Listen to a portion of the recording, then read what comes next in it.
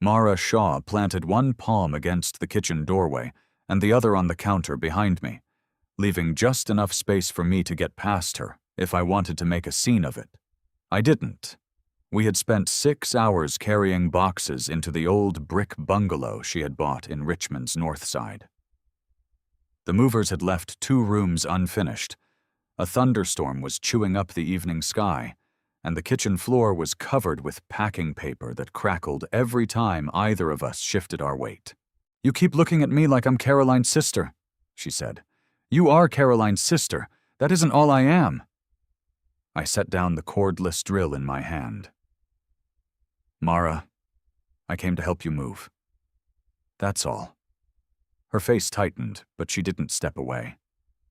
At 40, she had the same gray-green eyes I remembered from family dinners, though there was nothing uncertain in them now.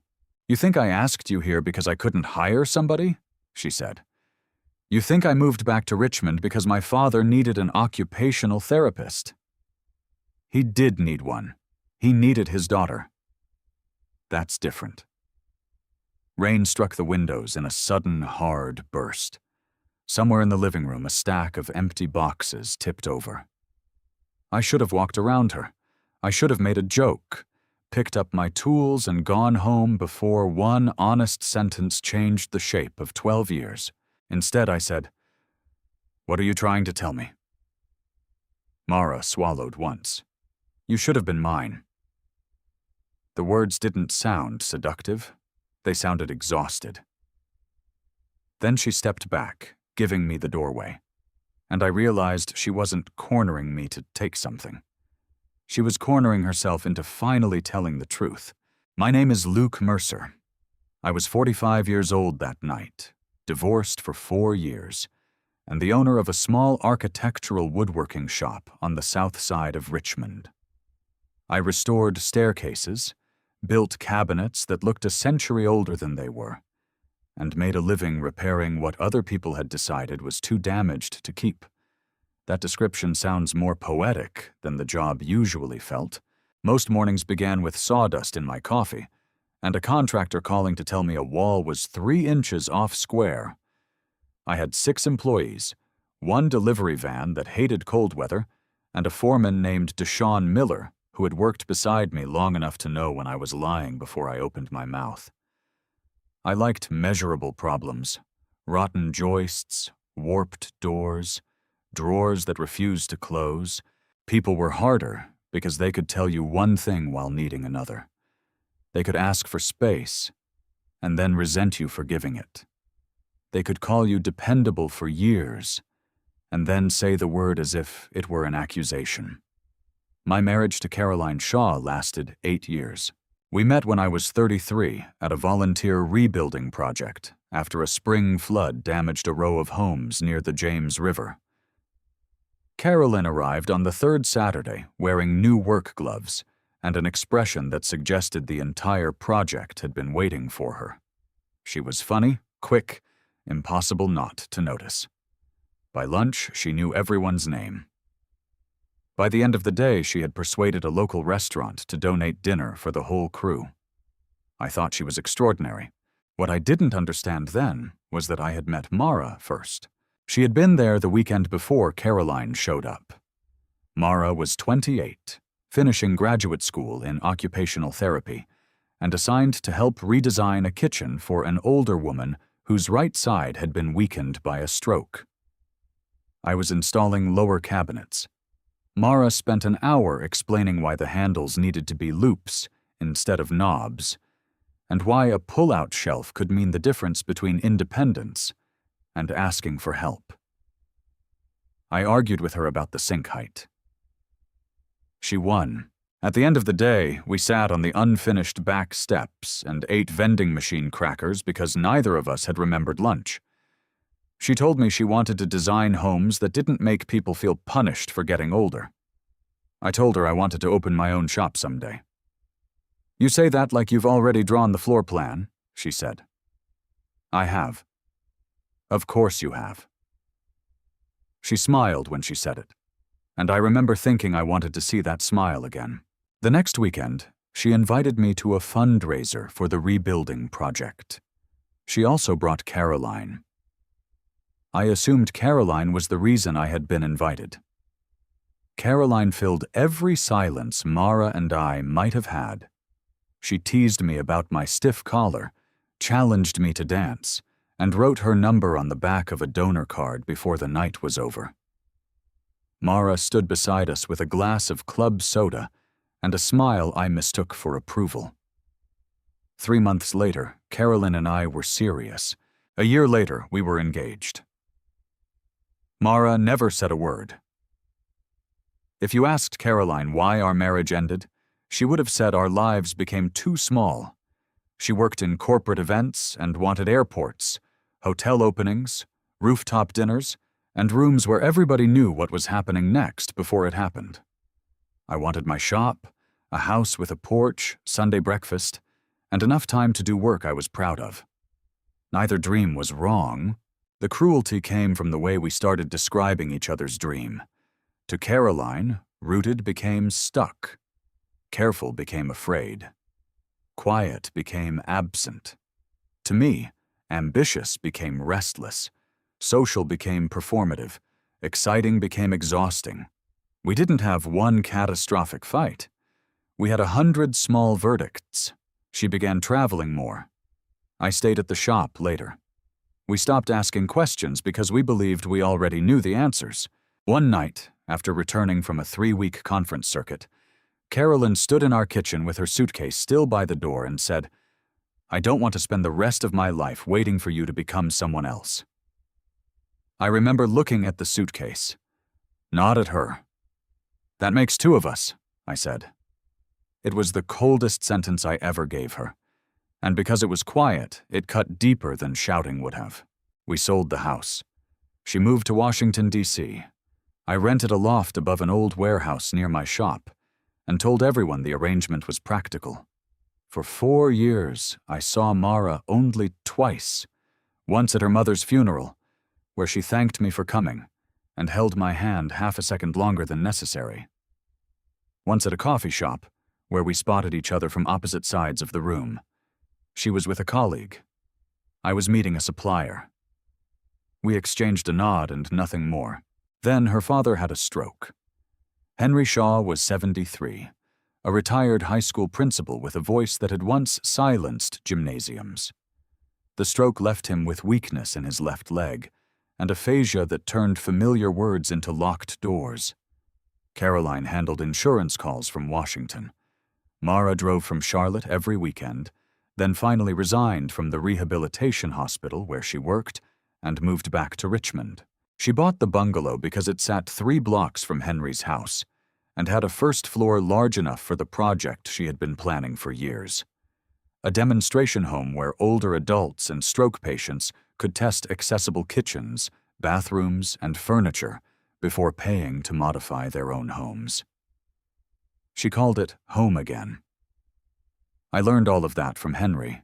He phoned me on a Monday afternoon while I was measuring a walnut staircase. It took him nearly 2 minutes to say Mara's name and another minute to explain that her moving company had canceled half the job after damaging their truck. "You want me to help her move?" I asked. "Yes," he said, then fought for the next word. "She won't ask me." He made an irritated sound that could have meant anything. I knew Henry well enough to translate it. "Does she know you're calling?" "No, of course she doesn't." He laughed. The laugh came easier than speech. I should have declined. Helping your ex-wife's sister move was the kind of decision reasonable people avoided because every possible explanation sounded suspicious. But Henry had taught me how to sharpen chisels the first Christmas I spent with the Shaws. He had sat beside me in the courthouse hallway during my divorce hearing when Caroline's flight was delayed, and neither of us wanted to admit we were grateful the other was there. And Mara was trying to build the kind of place we had once discussed on unfinished back steps. So I said yes. When I arrived at the bungalow that Saturday, Mara opened the door wearing faded jeans, a navy sweatshirt, and an expression that moved from surprise to suspicion in less than a second. "My father called you." He did. I told him I could finish this myself. He told me you would say that. Her gaze dropped to the tool bag in my hand. You brought tools to move boxes? I've seen houses built in 1926. They usually ask for tools before they let you leave. For the first time, her mouth almost curved. Then she stepped aside. The house had good bones and bad decisions. Someone had covered the original oak floors with vinyl, lowered 2 ceilings, and built kitchen cabinets that trapped the refrigerator behind an island. The front room was stacked waist-high with boxes labeled in Mara's precise handwriting. Therapy equipment, clinical files, ceramics, books, more books. You own a box labeled "More Books," I said. I ran out of categories. That must have been difficult for you. There are support groups. We fell into an easy rhythm that unsettled me more than awkwardness would have. Mara directed the furniture. I carried what she couldn't. She took apart a metal shelving unit while I repaired a split drawer on an old pine dresser. At noon, we ate sandwiches on the front steps. She told me about Henry's progress. I told her Deshawn's youngest daughter had started law school. We avoided Caroline by mutual instinct. By 6, the living room was functional, the bedroom was clear, and the kitchen looked as though a cardboard factory had exploded. That was where the trouble started. I was removing a cabinet door so the refrigerator could fit when Mara asked why I had agreed to come. Your father asked. That isn't an answer. It's exactly an answer. You could have sent one of your employees. They have lives. And you don't? The question landed harder than she intended. I saw regret cross her face. I kept working. I have a life, I said. It just doesn't require much coordination. That sounds lonely. It isn't. Luke. I looked at her. She was holding a roll of packing tape so tightly that the cardboard center had bent. I didn't mean... I know what you meant. No, you know what Caroline would have meant. There it was. Her sister's name, finally standing between us. I set the drill on the counter. I'm not doing this. Doing what? Revisiting my marriage in a kitchen full of boxes. I'm not asking about your marriage. You're Caroline's sister. It's always somewhere in the room. Her expression changed. Not anger. Not yet. Something older. That is exactly the problem, she said. She moved between me and the doorway. Then came the words. You should have been mine.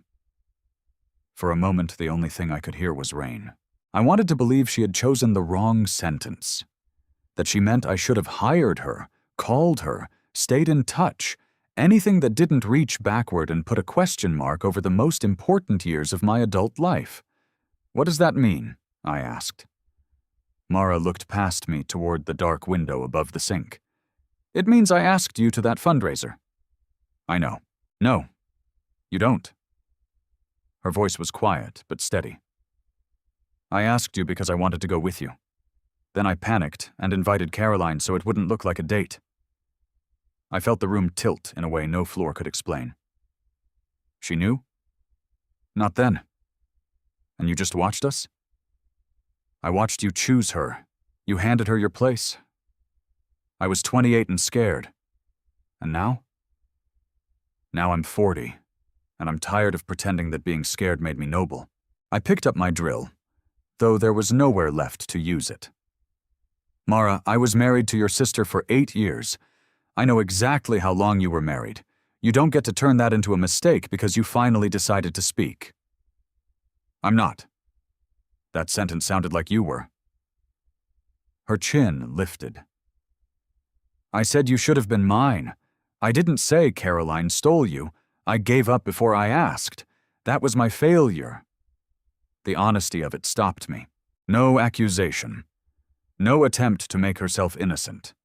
Just a fact she had carried too long. I should have respected that. Instead, I reached for the safest kind of anger. Why tell me now? Because every time you call me Caroline's sister, I disappear. She stepped away from the doorway. You can go, she said. The refrigerator fits. I left 10 minutes later. The rain had softened to a steady mist, but I sat in my truck at the curb with both hands on the steering wheel and the engine off. Through the front window, I could see Mara moving around the kitchen alone. She had finally told me the truth. I had no idea what to do with it. For the next 5 days, I did what I had always done when something couldn't be solved with a tape measure. I worked. I arrived before sunrise, approved shop drawings, rebuilt a pair of arched doors for a house on Monument Avenue, and stayed late sanding a conference table nobody needed me to sand. Every night, I told myself I was angry because Mara had placed a private claim on years that belonged to me. Every night, the anger became harder to separate from regret. On Thursday, Deshawn found me staring at the same cabinet elevation I had been holding for 10 minutes. You planning to install that on the ceiling? He asked. I turned the page right side up. He leaned against the workbench.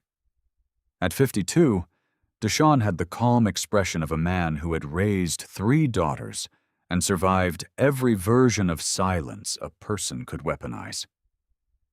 You want to tell me what happened? No. Good. I was worried you might make this easy. I put down the plans. Mara Shaw moved back. Caroline's sister? I gave him a look. He smiled. That answer your question? What question? Whatever has you walking around here like somebody moved a load-bearing wall without telling you? Before I could respond, the shop phone rang. It was Dr. Priya Nair, Director of Outpatient Rehabilitation at St. Catherine's Hospital. I knew her by reputation and by the sharp efficiency of the email she had sent the week before, requesting a bid for Home Again. She didn't ask whether I was interested. She told me Mara's grant required a licensed woodworking contractor. The first public demonstration was scheduled in 10 weeks, and 2 other firms had already refused because the budget was too small. Your name is on the original concept notes, Priya said. My name? Mara kept records from the flood project 12 years ago. The lowered work surface, the pull-out prep board, the shallow pantry shelves. You and she sketched several of them together. I remembered pencil marks on a scrap of drywall. I had forgotten everything except the way she had argued for loop handles. I'm not sure I'm the right contractor. Because you were once married to her sister? Priya's directness left no room to hide. That complicates things. Most useful things are complicated. The question is whether you can behave professionally. I looked through the office window at Deshawn, who was pretending not to listen. Yes, I said. Good. Site meeting tomorrow at 8. She hung up. The next morning, Mara was standing in the bungalow's empty dining room with a clipboard when I arrived. She wore black trousers, a white blouse, and the expression of a woman prepared to defend every inch of ground. Priya stood beside her, studying both of us. I assume the 2 of you can discuss cabinet dimensions without reopening the American Civil War, she said. Mara's eyes stayed on mine. I can. So can I. Wonderful. I'll be in the bathroom measuring turning radius. She left us alone. Mara opened the plans. This is a contract, she said. Not a favor. I know. You'll invoice the project for every hour and every material. I know. You won't stay late without billing because you think I need rescuing. That may be the most offensive thing you've said to me. A small flicker of relief crossed her face. Good, she said. Then we understand each other. We did, at least during business hours. Home Again was designed around a simple idea. People should be able to try a modification before spending thousands of dollars on it. The kitchen would have counters at 3 heights, removable cabinet doors, drawers with different pull systems, and a sink that allowed wheelchair access. The bathroom would demonstrate grab bars without making the room look institutional. The bedroom would include lighting, rails, and storage options for people with limited reach. Mara had spent years collecting evidence, interviewing patients, and watching families make expensive decisions in moments of fear. Her plans were detailed because she understood the cost of getting things wrong. I had seen her as quiet during my marriage. Quiet was not the same as passive. On a job site, Mara was relentless. She questioned hinge resistance, drawer weight, floor transitions, glare, and the exact pressure required to turn a faucet. When one of my suppliers sent a handle with an edge that could catch a loose sleeve, she rejected the entire shipment. "You know, most clients choose hardware by color," I told her. "Most clients have full use of both hands." She wasn't defensive. She was right. The more we worked, the more the past stopped feeling like the only thing between us. I watched her kneel beside Henry's chair and place a wooden spoon, a jar lid, and a set of keys on the table. "Show me the one you used to open the front door," she said. Henry stared at the objects. Frustration tightened his jaw. Mara waited. Caroline would have filled the silence. I would have tried to help. Mara simply stayed there until Henry touched the keys. "There," she said. "You found it." He looked at her with a tired kind of triumph. Later, I asked why she hadn't given him a hint. "Because then I would have completed the task," she said. "He needed to." It was the same thing she had done in the kitchen with me. She had said the truth, then stepped away. She wasn't asking me to complete it for her. That realization did not make my decision easier. It made it more important. During the 3rd week of construction, Henry began coming to the bungalow every afternoon. He sat near the back window, watched us work, and offered opinions through gestures, single words, and the occasional perfectly clear sentence that surprised everyone. One day, I was installing a sliding pantry system when he pointed at Mara and said, "Stubborn." Mara didn't look up from her notes. "Inherited." Henry pointed at me. "Slow." Deshaun laughed so hard he had to put down the drill. Mara's eyes met mine across the room. There was warmth in them, but also caution. We had not discussed her confession again. That did not mean it had disappeared. It lived in every moment we chose not to touch. It lived in the coffee she left on my workbench one morning, black because she remembered. It lived in the way I built a narrow ledge beside the kitchen window, after noticing she always needed somewhere to set her clipboard. It lived in the fact that neither of us mentioned those small acts. One Friday we stayed late to test the adjustable island. The motor had arrived with the wrong control panel, so I rigged a temporary switch while Mara timed the height changes. When the platform rose smoothly, she smiled with open satisfaction. "That," she said, "is beautiful. It's a box on a motor. It's a person being able to make dinner without asking someone to lower a cutting board." I looked at her. She looked back. The room became very still. "You always did that," she said.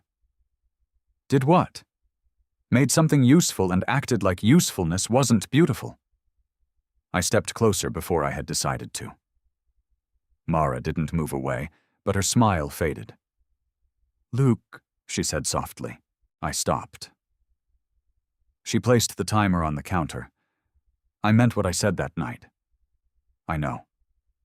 But I won't be the answer to a question Caroline left behind."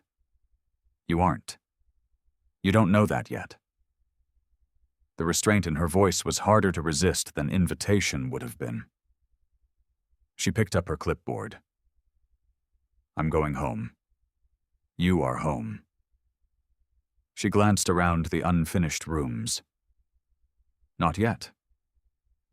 After she left, I stood in the half-built kitchen, and understood that Mara had been right twice. I didn't know what I wanted. And the bungalow was not yet a home. The first public test session was scheduled for the following Saturday. 6 stroke survivors and their caregivers would move through the unfinished kitchen and tell us what worked. Mara wanted honest reactions before we finalized the cabinetry. Henry arrived early wearing a pressed blue shirt. He had practiced saying welcome all week.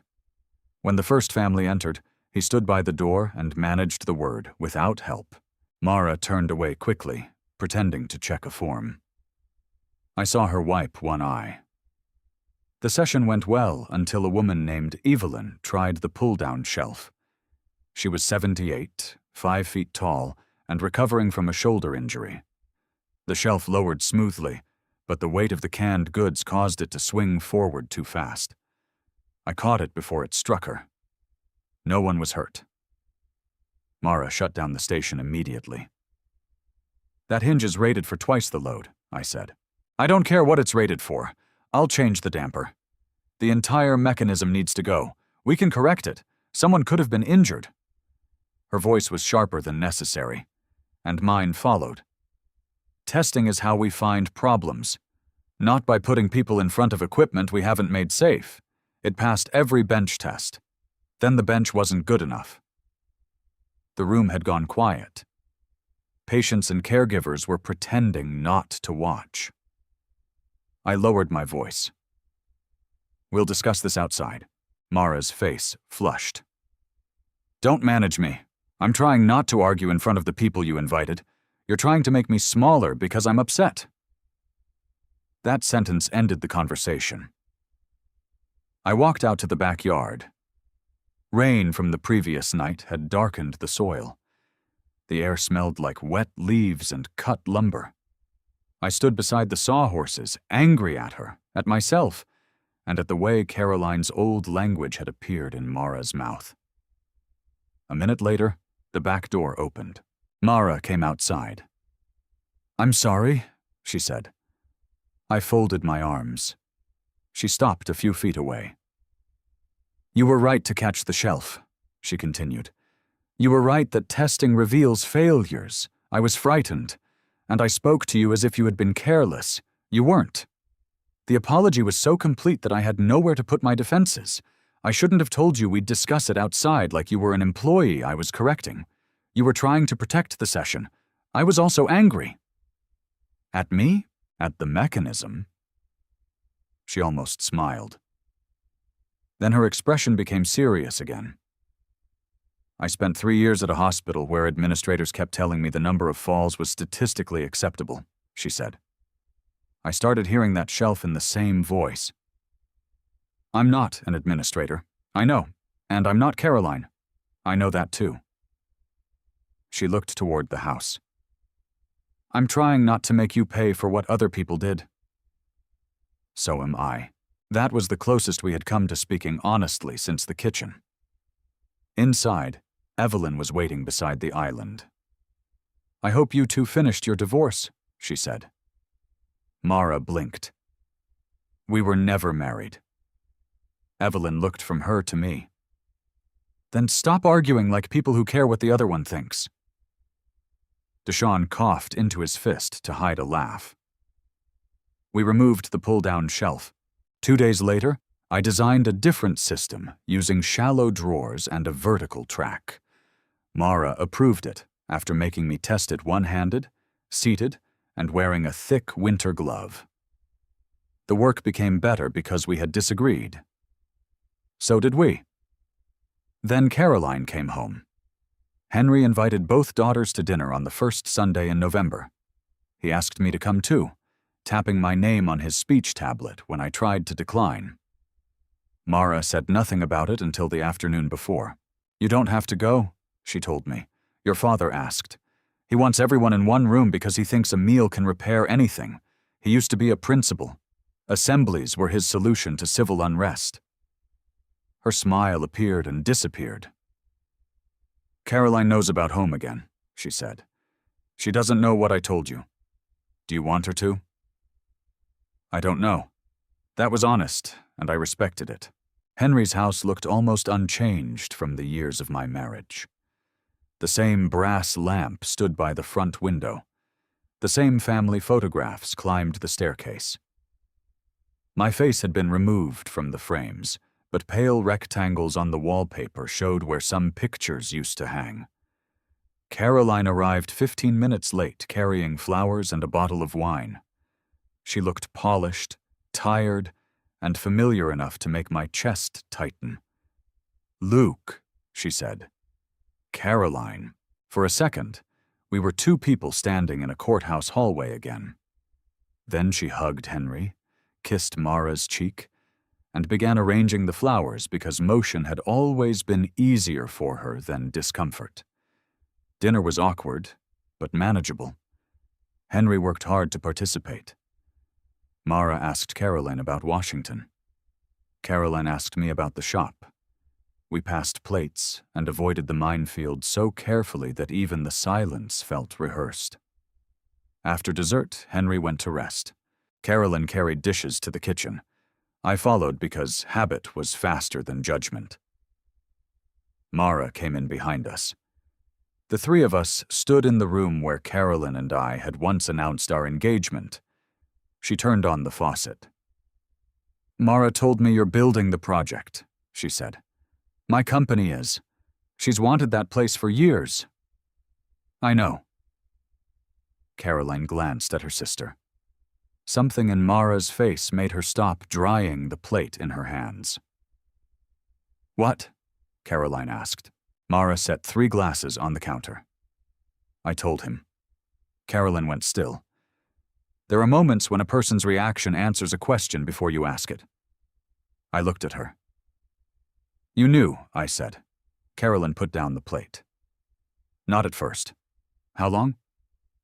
She leaned both hands on the counter. The confident woman I had married seemed to recede, leaving someone older and less protected. She told me the night before our engagement party. The answer struck with surprising physical force. "You knew before we married." "Yes." Mara's face had gone pale. "I asked you not to tell him. I didn't." "That isn't the part that matters," I said. Caroline closed her eyes briefly. "No," she said, "it isn't. I wanted anger. Clean anger. Instead, I felt the old marriage rearranging itself in my memory. Every time Caroline had mocked Mara for being cautious. Every time she had insisted her sister was jealous of our life. Every time she had pulled me closer in a room after noticing Mara leave. "Did you marry me because she wanted me?" I asked. Caroline's eyes opened. "No." "Did it matter?" She looked at Mara, then back at me. "Yes." The room went silent. Caroline's voice dropped. "I loved you, Luke. I did. But I also liked being chosen first. I liked that Mara had wanted something, and I had gotten it without trying. That is ugly, and I've spent years finding nicer words for it."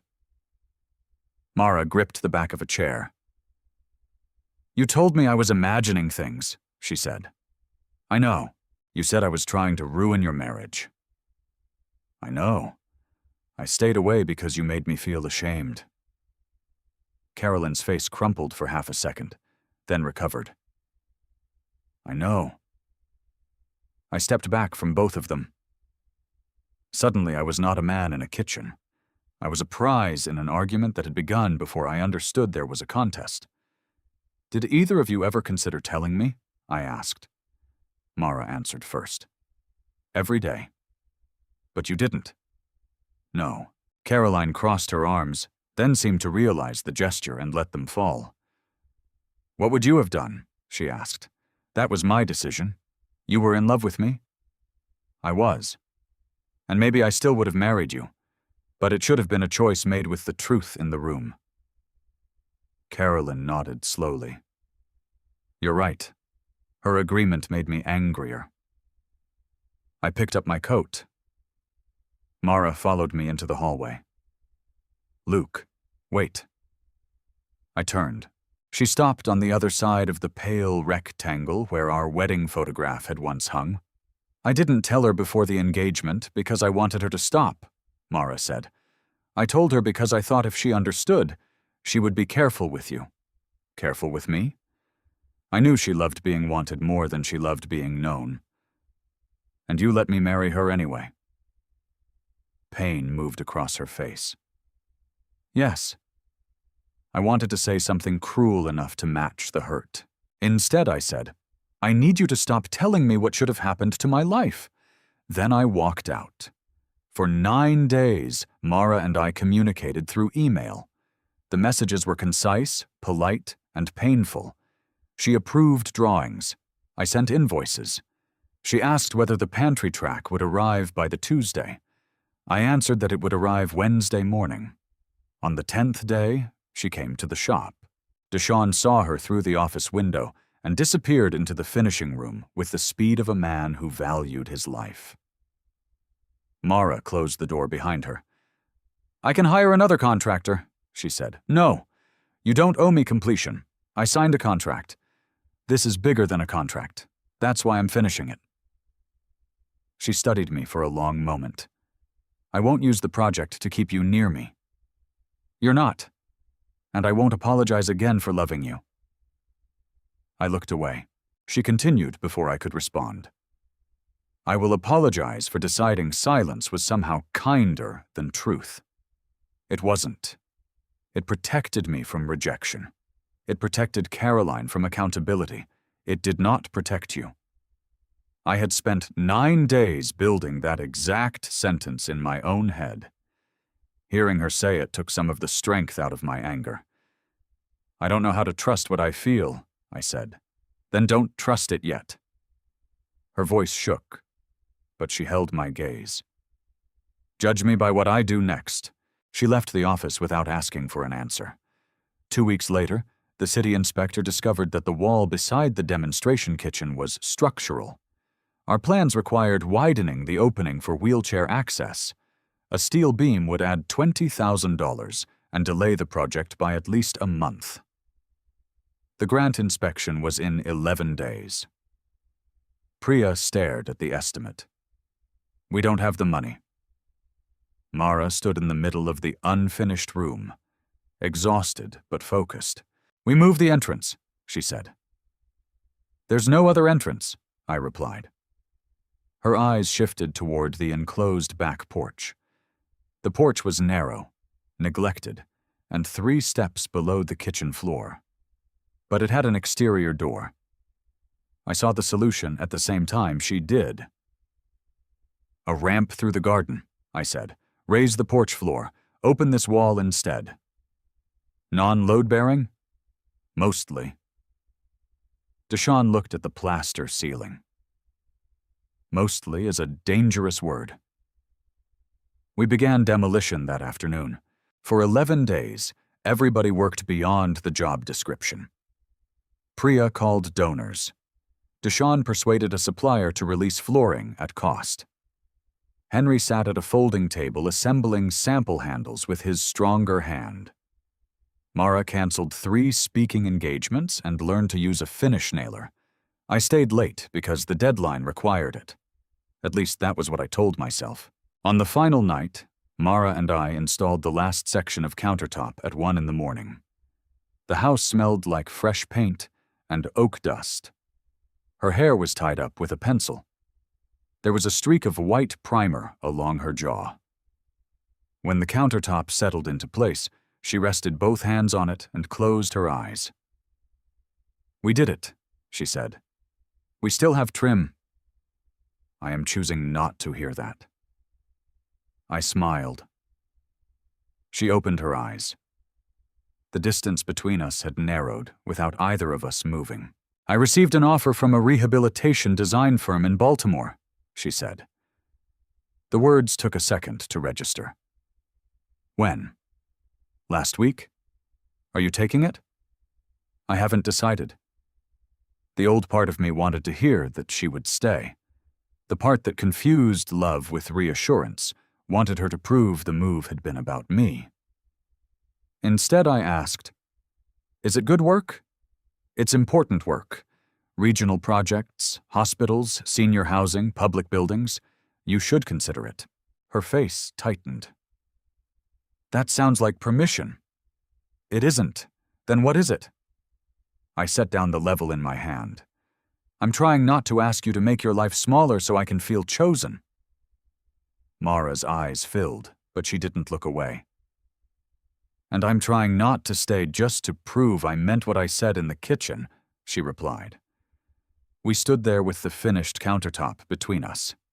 Then she came around it. Close enough to touch. I love you, she said. I have loved versions of you I barely knew, and that was unfair. The man standing here is more complicated than the one I imagined. He gets angry. He retreats. He sometimes uses responsibility to avoid risk. That sounds accurate. He also listens. He repairs what he can. And when he cannot repair something, he stays long enough to understand it. She took a breath.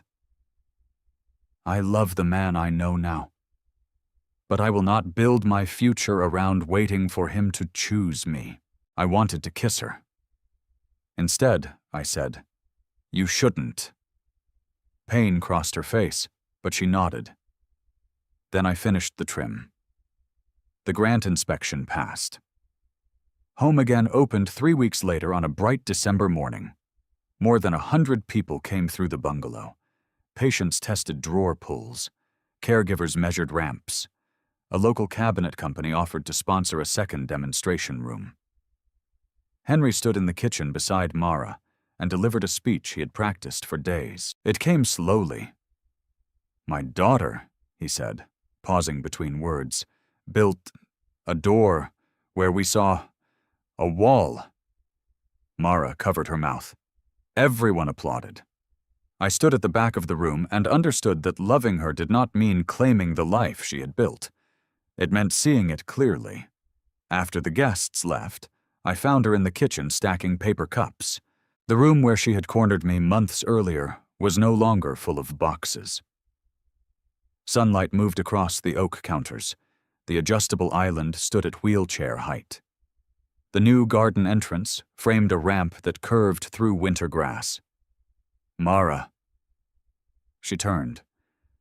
I owe you an answer. You don't owe me anything. I know.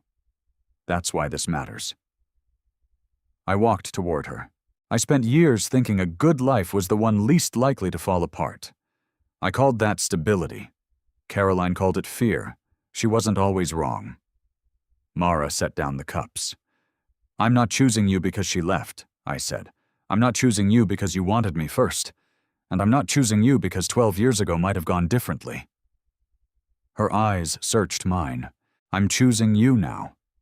The woman who told the truth badly, then lived it honestly. The woman who can redesign an entrance before I finish complaining about the wall.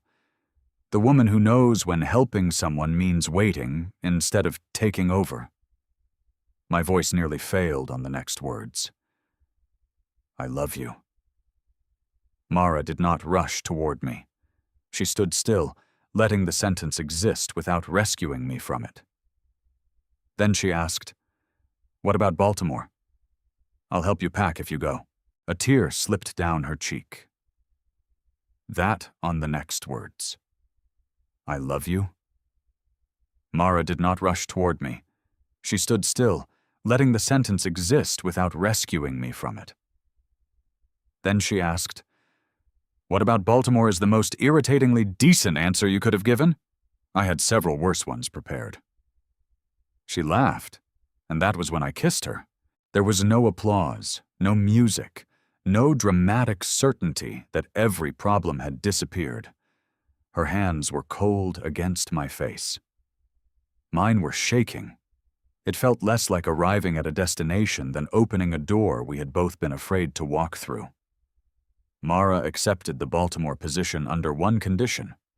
She would lead regional projects from Richmond and travel 2 weeks each month.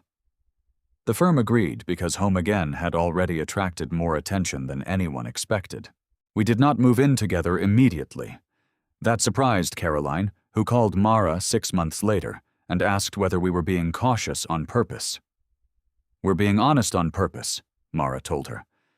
Caroline and I eventually spoke alone. She came to the shop one afternoon and apologized without explaining herself.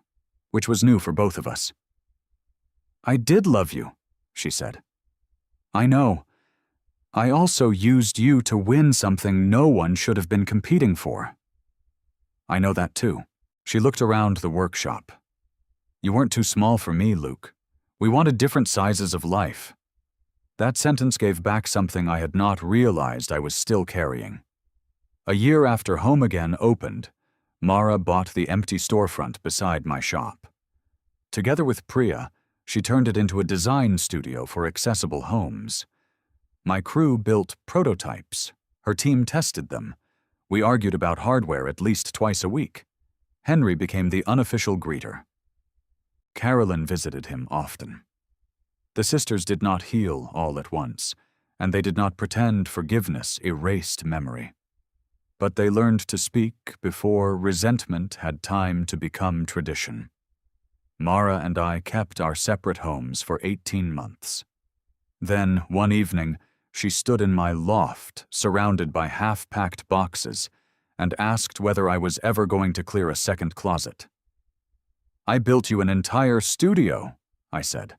"I can't hang a coat in a studio." The next weekend, I helped her move again. This time there was no thunderstorm. No confession waiting behind the kitchen door. Just Deshawn complaining about the stairs, Henry labeling boxes with single words, and Mara directing everyone with the authority of a woman who had finally stopped apologizing for taking up space. Late that night, after the others left, I found her in the kitchen. She planted one palm against the doorway and the other on the counter behind me, recreating the position from the bungalow. "You should have been mine," she said, smiling. I shook my head. "No." Her smile faded slightly. I stepped closer. "I should have been given the truth," I said. "But I was never supposed to belong to you," she waited. "I had to choose you." The smile returned, slower this time. And I do. She kissed me before I could turn the sentence into a speech. People like to believe love is proved by how long it survives in silence. I don't believe that anymore. Silence can preserve a feeling, but it can also preserve fear. It can let one person invent a future while another lives without the information needed to choose it. What made Mara's love real was not that she had carried it for 12 years. It was that, after speaking, she stopped trying to control the answer. What made my love real was not that I finally recognized what might have been. It was that I chose what could still be. Home Again now has 3 locations. Henry still visits the first bungalow every Thursday. He sits near the garden entrance and tells new visitors, with great effort and greater pride, "My daughter built this." Mara still travels. I still worry. She still accuses me of using work as a hiding place. I still find her coffee cups in rooms where coffee cups should never be. We are not the quiet, perfect couple I might once have imagined. We are honest, which is better, and sometimes, when we stand together in a kitchen we designed for someone else, I think about the night she blocked the doorway and said, "I should have been hers." She was wrong. Love is not a missed reservation that should have had your name on it. It is a door 2 people choose to open from opposite sides. Have you ever mistaken silence for loyalty, only to realize the truth would have been kinder? And if someone from your past finally told you what they had hidden for years, would you trust the history or judge what they did next? Share your answer in the comments. And if you believe second chances should be built on truth instead of regret, subscribe for more stories about ordinary people making the hardest kind of choice. An honest one.